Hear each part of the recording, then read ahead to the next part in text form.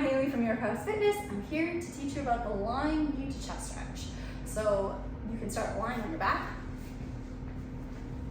You're gonna bring one knee towards your chest and give a pull towards your body. I always like to start the warm up with like a little bit of a circle, trying to stir your knee like you're stirring a soup and trying to let your hip relax, right? I'm not using my leg, I'm using my hands to stir my hip. When you come in really close, you can always take a big inhale, and with your exhale, draw your leg closer to your body. So we're trying to feel a hip flexor stretch in the opposite leg and the long leg. So I don't feel it. If you feel it, that's great. This is where you hold it. If you want a little bit more of a stretch, you can have something elevate your hips.